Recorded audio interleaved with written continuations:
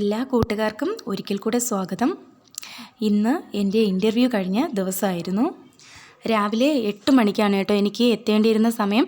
അപ്പോൾ ഞങ്ങൾ 7:30 ആയപ്പോൾ തന്നെ PSC ഓഫീസിൽ എത്തിച്ചേർന്നു.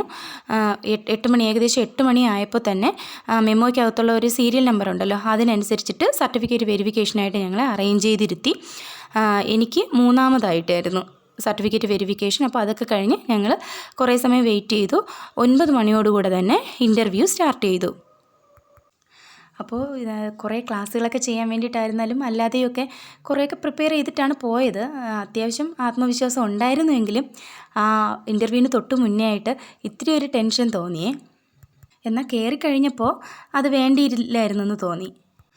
കാരണം അത്രയും ഒരു കൂളായിട്ടൊരു അറ്റ്മോസ്ഫിയറാണ് എനിക്കവിടെ ഫീൽ ചെയ്തത്. കയറിയപ്പോൾ തന്നെ 3 പേരാണ് ഉണ്ടായിരുന്നത്. കയറിയപ്പോൾ തന്നെ സെൽഫ് ഇൻട്രൊഡക്ഷൻ ചെയ്യാൻ പറഞ്ഞു.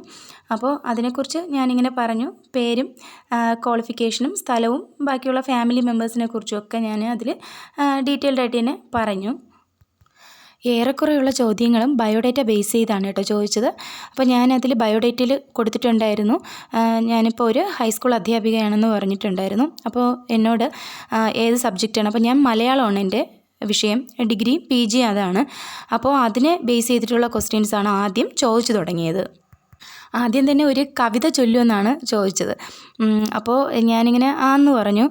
അപ്പോൾ തന്നെ പെട്ടെന്ന് അവർ പറഞ്ഞു, ഇപ്പോൾ ഉള്ളതല്ല, ഇപ്പോഴത്തെ പാഠപുസ്തകത്തിലുള്ള വേണ്ട, മുന്നേ നിങ്ങൾ പഠിച്ച പാഠപുസ്തകത്തിനകത്തുള്ള ഏതെങ്കിലും ഒരു കവിത ചൊല്ലിയാൽ മതിയെന്ന് പറഞ്ഞു. അപ്പോൾ പിന്നെ ഞാൻ കാവ്യ നർത്തകി ചങ്ങമ്പുഴയുടെ അത് എനിക്ക് ഓൾറെഡി അറിയായിരുന്നു. അതുകൊണ്ട് തന്നെ ഞാൻ ആ കവിതയാണ് ചൊല്ലിയത്. അത് കഴിഞ്ഞപ്പോൾ ചോദിച്ചത് അലങ്കാരങ്ങളെക്കുറിച്ച് ചോദിച്ചു. അതിൽ ഉൽപ്രേക്ഷ എന്താണെന്ന് ചോദിച്ചു. എന്നിട്ട് അതിന് ഉദാഹരണം പറയാൻ പറഞ്ഞു. തുടർന്ന് ഏതെങ്കിലും ബാലസാഹിത്യകാരന്മാരെക്കുറിച്ച് പറയാൻ പറഞ്ഞ് കുട്ടികൾക്ക് വേണ്ടിയിട്ടുള്ള കൃതികൾ എനിക്ക് പെട്ടെന്നത് പ്രതീക്ഷിച്ചിട്ടില്ലായിരുന്നു. പെട്ടെന്ന് അങ്ങനെ ഓർമ്മ വന്നിട്ടുണ്ടായിരുന്നില്ല. ആദ്യം ഞാനിങ്ങനെ കുട്ടികൾക്കായിട്ടുള്ള കഥകൾ എഴുതിയിട്ടുള്ള ആളല്ലേ, അപ്പോൾ ബഷീറിനെ കുറിച്ച് പറഞ്ഞു. ബഷീർ കുട്ടികൾക്ക് വേണ്ടിയിട്ടുള്ള കുഞ്ഞു കഥകളൊക്കെ എഴുതിയിട്ടുണ്ട്. അപ്പോൾ ബഷീറിനെ പറഞ്ഞു. പിന്നെ കുഞ്ഞുണ്ണി മാഷിനെ പറഞ്ഞു. അപ്പം ശരിയെന്ന് പറഞ്ഞു. പിന്നീട് ഞാൻ സെർച്ച് ചെയ്തപ്പോഴാണ് എനിക്ക് പിന്നെ പപ്പുപിള്ള, KV രാമനാഥൻ, MS കുമാർ സുമംഗല ഇങ്ങനെയുള്ള എഴുത്തുകാരൊക്കെ ഉണ്ട് എന്നുള്ള കാര്യം പിന്നീട് എനിക്ക് സെർച്ച് ചെയ്താണ് മനസ്സിലാക്കാൻ കഴിഞ്ഞത്. എങ്കിലും 2 എണ്ണം എനിക്ക് പറയാൻ പറ്റി. പിന്നെ അത് കഴിഞ്ഞിട്ട് ചോദിച്ചു, പ്രൈമറി ക്ലാസ്സിൽ ഈ ഭാഷാജ്ഞാനം അല്ലെങ്കിൽ ഭാഷ കുട്ടികൾക്ക് വളർത്തിയെടുക്കാൻ വേണ്ടിയിട്ട് നമുക്ക് എന്തൊക്കെ പ്രവർത്തനങ്ങൾ കൊടുക്കാമെന്നുള്ളത്. അപ്പോൾ പിന്നെ അത് പറയാൻ പറ്റി. ഇതുപോലെ കുട്ടികളെ കൊണ്ട് കഥകളൊക്കെ ആദ്യം പറയിപ്പിക്കുക, കുഞ്ഞു കഥകൾ വായിക്കാൻ വേണ്ടിയിട്ട്. അപ്പോൾ അത് പറഞ്ഞപ്പോൾ തന്നെ എന്നോട് ചോദിച്ചു, എങ്കിൽ പിന്നെ പ്രൈമറി ക്ലാസ്സിൽ മലയാളം പഠിപ്പിക്കാനായിട്ട് കയറുമ്പോൾ അവർക്ക് അതിൽ താല്പര്യം വരുത്താനായിട്ട് എങ്ങനെയുള്ള കഥാപുസ്തകങ്ങളാണ്, കുട്ടികൾക്ക് വായനയ്ക്ക് തീരെ താല്പര്യമില്ല, അപ്പോൾ അങ്ങനെയുള്ള കുട്ടികളെ വായിക്കാനായിട്ട് പ്രേരണ നൽകാനായിട്ട് നമുക്ക് എങ്ങനെയുള്ള കഥാപുസ്തകങ്ങളൊക്കെ കുട്ടികൾക്ക് ഉൾപ്പെടുത്താം എന്നിങ്ങനെ ചോദിച്ചു. അപ്പോൾ ഞാൻ അതിനും ഉള്ള മറുപടി പറഞ്ഞു. ചെറിയ വാക്യഘടനയുള്ളതും കുട്ടികൾ കൂടുതലും ഈ ചിത്രങ്ങളൊക്കെ ഇഷ്ടപ്പെടുന്നവരായിരിക്കുമല്ലോ, അപ്പോൾ ചിത്രകഥ പോലുള്ള പുസ്തകങ്ങൾ, ചിത്രങ്ങൾക്ക് കൂടുതൽ പ്രാധാന്യം കൊടുത്തുകൊണ്ടുള്ള ചിത്രങ്ങളൊക്കെ ഉൾപ്പെടുത്താം എന്ന് പറഞ്ഞു. പിന്നെ കുട്ടി കവിതകൾ അതിനെക്കുറിച്ചും, പിന്നെ ക്ലാസ്സിൽ കുട്ടികളെ കൊണ്ട് തന്നെ അങ്ങോട്ടും ഇങ്ങോട്ടും കഥ പറയിപ്പിക്കുക, അവരുടെ അനുഭവങ്ങളൊക്കെ പങ്കുവയ്ക്കുക, ഇങ്ങനെയുള്ള കാര്യങ്ങളൊക്കെ ഭാഷാ വികസനത്തിന് ഉപയോഗിക്കാൻ കഴിയുമെന്ന് പറഞ്ഞു. എന്നിട്ട് ചോദിച്ചു എന്തൊക്കെ ടീച്ചിങ് എയ്ഡ്സ് നമുക്ക് ഉപയോഗിക്കാമെന്ന് ചോദിച്ചു. അപ്പം ഞാൻ പറഞ്ഞു ഇങ്ങനെ ചിത്രങ്ങൾ ഒക്കെ പ്രദർശിപ്പിച്ചിട്ടുള്ള കാർഡുകൾ, അതുപോലെ തന്നെ ചാർട്ടുകൾ ഒക്കെ നമുക്ക് എന്ത് ചെയ്യാം, ക്ലാസ്സിൽ ഉപയോഗിക്കാമെന്ന് പറഞ്ഞു. അടുത്ത് ചോദിച്ചു, പിന്നെ ഞാൻ പഠിപ്പിക്കുന്ന സ്കൂളിൽ ആർട്ട് എഡ്യൂക്കേഷൻ ഉണ്ടോ, ആർട്ട് ആൻഡ് ഫിസിക്കൽ എഡ്യൂക്കേഷൻ, അത് ഹെൽത്ത് എഡ്യൂക്കേഷൻ അതുണ്ടോ എന്ന് ചോദിച്ചു. അപ്പോൾ ഞാൻ പറഞ്ഞു ഉണ്ട് എന്ന് പറഞ്ഞ്. അപ്പോൾ എന്നോട് ചോദിച്ചു അതും ഭാഷാ പഠനവുമായിട്ട് അതിനെ എങ്ങനെ കണക്ട് ചെയ്യാം, പ്രൈമറി തലത്തിൽ ആ ഭാഷാ പഠനവും വർക്ക് എക്സ്പീരിയൻസ് അല്ലെങ്കിൽ വർക്ക് എഡ്യൂക്കേഷനുമായിട്ട് എങ്ങനെ കണക്ട് ചെയ്യാമെന്ന് ചോദിച്ചു. അപ്പോൾ അതൊന്നും എനിക്ക് പ്രത്യേകിച്ച് ഞാൻ ഇങ്ങനെ പ്രിപ്പയർ ചെയ്തല്ല പോയെങ്കിലും ഇപ്പോൾ ഇത് വർക്ക് എക്സ്പീരിയൻസിൽ അല്ലെങ്കിൽ ആർട്ട് എഡ്യൂക്കേഷനിലൊക്കെ ഈ കട്ട് ചെയ്തൊക്കെ എടുക്കുമല്ലോ, ചാർട്ടൊക്കെ കട്ട് ചെയ്ത് കുട്ടികളെ കൊണ്ട് ഓരോ ആക്ടിവിറ്റീസൊക്കെ ചെയ്യിപ്പിക്കാറുണ്ടല്ലോ. അപ്പം ഞാൻ പറഞ്ഞു പ്രൈമറി ക്ലാസ്സിൽ ചാർട്ടൊക്കെ ഉപയോഗിച്ചിട്ട് ചിത്രങ്ങളൊക്കെ ഉപയോഗിച്ചിട്ട് നമുക്ക് ഭാഷയായിരുന്നാലും ശാസ്ത്ര വിഷയങ്ങളായാലും പഠിപ്പിക്കാമല്ലോ. അപ്പോൾ അത്തരത്തിലുള്ള ഒരു ആക്ടിവിറ്റി നമുക്ക് ആർട്ട് എഡ്യൂക്കേഷനിലൂടെയും കുട്ടിക്ക് കൊടുക്കാമല്ലോ എന്ന് പറഞ്ഞു. അപ്പം നമ്മളിങ്ങനെ ഓരോന്നും പറഞ്ഞ് മുഴിപ്പിക്കുന്നതിന് മുന്നേ തന്നെ അവർ വിചാരിക്കുന്ന ആ ഒരു ഇത് അതൊന്നും അല്ല കേട്ടോ. നമ്മൾ എന്താണ് പറയുന്നതെന്നല്ല, നമ്മൾ അവർ ചോദിക്കുന്ന ചോദ്യത്തിന് മറുപടി പറയാനായിട്ട് പ്രിപ്പയർ ആകുന്നുണ്ടോ എന്നുള്ള ഇതാണ് ശരിക്കും നോക്കുന്നതെന്ന് എനിക്ക് മനസ്സിലായി. അപ്പോൾ ചോദിച്ചപ്പോൾ തന്നെ വീണ്ടും അടുത്ത ക്വസ്റ്റ്യനിലോട്ടാണ് അവർ പോയത്. പിന്നെ വ്യക്തിത്വം എന്താണെന്ന് ചോദിച്ചിട്ടുണ്ടായിരുന്നേ. അപ്പോൾ അന്നേരം പെട്ടെന്ന് പറയാൻ പറ്റിയ രീതിയിൽ അങ്ങ് പറഞ്ഞു ഒപ്പിച്ചു. അത് കഴിഞ്ഞിട്ട് വ്യക്തിത്വം വെച്ചിട്ട് നമുക്ക് വ്യക്തികളെ എങ്ങനെ തരംതിരിക്കാം, അല്ലെങ്കിൽ അവരെ എങ്ങനെ കമ്പയർ ചെയ്യാം എന്ന് ചോദിച്ചു. അപ്പോൾ ഞാൻ ഇങ്ങനെ പറഞ്ഞു, അത് മാനസികമായിട്ടോ ആയിരുന്നാലും ബാഹ്യമായിട്ടുള്ള രീതികൾ വെച്ചിട്ട് നമുക്ക് ഓരോ വ്യക്തിയെ നമുക്ക് വിലയിരുത്താൻ പറ്റുമല്ലോ. അപ്പോൾ ആ രീതിയിൽ സംസാരിച്ചു. അത് കഴിഞ്ഞിട്ട് പിന്നെ അൺഎയ്ഡഡ് സ്കൂളും ഗവൺമെൻറ് പൊതുവിദ്യാലയവും തമ്മിൽ എന്തൊക്കെയാണ് വ്യത്യാസങ്ങൾ, ഇപ്പോൾ കുട്ടികൾക്ക് കിട്ടുന്ന അറിവായിരുന്നാലും ബാക്കിയുള്ള ബാഹ്യമായിട്ടുള്ള കാര്യങ്ങളായിരുന്നാലും അവ തമ്മിലുള്ള വ്യത്യാസം പറയാൻ പറഞ്ഞിട്ടുണ്ട്. അപ്പോൾ ഞാൻ ഗസ്റ്റായിട്ടും വർക്ക് ചെയ്തിട്ടുണ്ട്, അൺഎയ്ഡഡിലും പഠിപ്പിച്ചിട്ടുണ്ട്. അപ്പോൾ അതനുസരിച്ചിട്ട് എനിക്കത് പറയാൻ പറ്റി. അപ്പോൾ ഞാൻ പറഞ്ഞതിൽ തന്നെ അവർ തിരിച്ച് ഇങ്ങോട്ട് കുട്ടികൾക്ക് അങ്ങനെയൊക്കെ ആണോ, പിന്നെ ഗവൺമെൻറ് സ്കൂളിൽ അങ്ങനെയാണോ കിട്ടുന്നത്, അൺഎയ്ഡഡ് സ്കൂളിൽ അങ്ങനെയുള്ള ക്വസ്റ്റ്യൻസൊക്കെ ചോദിച്ചിട്ടുണ്ടായിരുന്നു. പിന്നെ എനിക്ക് വേറെ ഒരു ക്വസ്റ്റ്യനും ചോദിച്ചു. എനിക്കതെന്താണെന്ന് അത്ര മനസ്സിലായിട്ടുണ്ടായിരുന്നില്ല. അപ്പോൾ എനിക്കത് അറിയില്ല എന്ന് തന്നെയാണ് പറഞ്ഞത്. ശരിക്കും പറഞ്ഞാൽ എനിക്ക് ആ ക്വസ്റ്റ്യനും എന്താണെന്ന് അതത്ര പിടിയിട്ടിട്ടുണ്ടായിരുന്നില്ല. അതായത് അത് വിദ്യാലയങ്ങളെ ഇങ്ങനെ നോക്കാൻ വേണ്ടിയിട്ടൊക്കെ വരുമല്ലോ എഡ്യൂക്കേഷൻ ഡിപ്പാർട്ട്മെൻറ്റ്. അപ്പോൾ അതുമായിട്ട് ആ ഒരു വകുപ്പുമായിട്ട് ബന്ധപ്പെട്ട് ഒരിതാണ് പറഞ്ഞത്, ഒരു പദ്ധതി പോലെ ഒരു ഇതാണ് പറഞ്ഞിട്ടുണ്ടായിരുന്നത്. അപ്പോൾ ഇതെനിക്ക് മനസ്സിലായിട്ടുണ്ടായിരുന്നില്ല. അപ്പോൾ അതുകൊണ്ട് തന്നെ അതെനിക്ക് അറിയില്ല എന്ന് പറഞ്ഞു. അപ്പോൾ പിന്നെ അടുത്ത ചോദ്യത്തിലോട്ടാണ് പോയത്.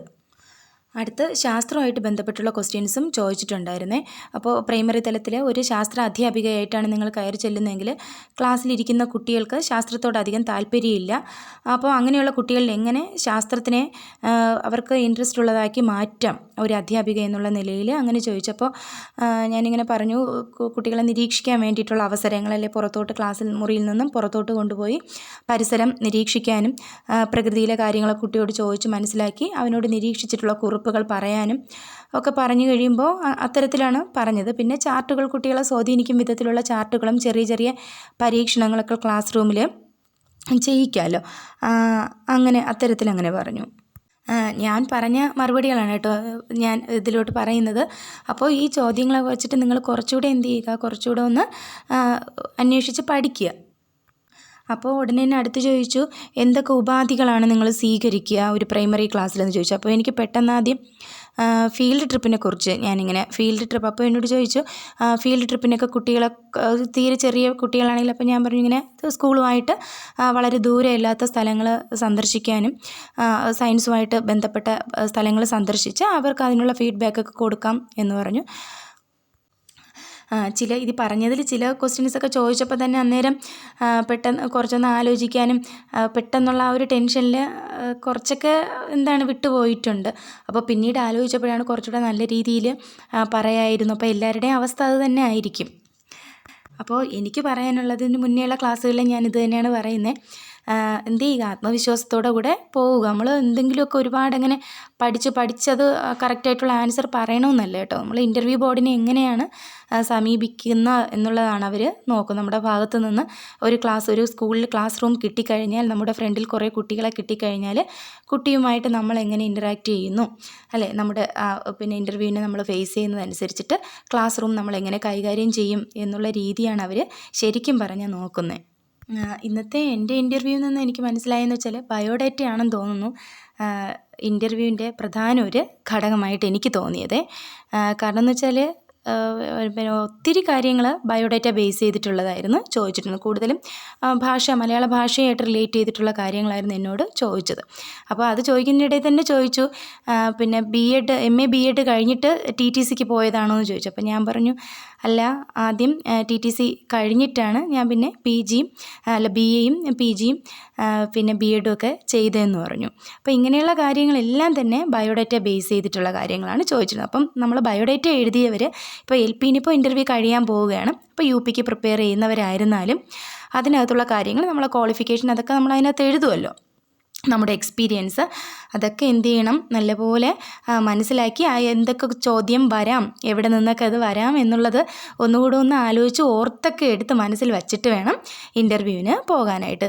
ആത്മവിശ്വാസത്തോടു കൂടെ തന്നെ പോവുക, വേറെ ഒരു ടെൻഷനൊന്നും വേണ്ട, നല്ല ഫ്രീ ആണ്. എന്തൊക്കെ ഒരുപാട് കട്ടിയുള്ള ക്വസ്റ്റ്യൻസ് ആണ് ചോദിക്കുന്നതെങ്കിൽ പോലും ഇൻ്റർവ്യൂ ബോർഡിൻ്റെ ഭാഗത്തു നിന്ന് നല്ലൊരു സമീപനമാണ് കേട്ടോ ഉള്ളത്. അപ്പോൾ നമുക്ക് എന്തെങ്കിലും ഒന്നും അറിയില്ല എങ്കിൽ തന്നെ അവരതിന് വീണ്ടും വീണ്ടും ചോദിക്കില്ല. നമുക്കൊരു അവരുമായിട്ട് സംസാരിക്കുന്നതിൽ അല്ലെങ്കിൽ നമുക്ക് എന്തെങ്കിലും അറിയില്ല എന്നുള്ളൊരു വന്നു കഴിഞ്ഞാൽ അവർ നേരെ അടുത്ത ക്വസ്റ്റ്യനിലോട്ടാണ് പോകുന്നത്. എനിക്ക് അങ്ങനെ ഒരു അനുഭവമാണ് ഇന്നുണ്ടായത്. അപ്പോൾ എല്ലാവരും നന്നായിട്ട് പ്രിപ്പയർ ചെയ്തിട്ട് ഇൻ്റർവ്യൂവിന് പോവുക. ഓക്കെ, അപ്പോൾ നമുക്ക് സാധാരണ പോലെ അടുത്തൊരു ക്ലാസ്സുമായിട്ട് നമുക്ക് വീണ്ടും കാണാം. അപ്പോൾ ഇന്ന് ഇത്രയേ ഉള്ളൂ. Okay, by.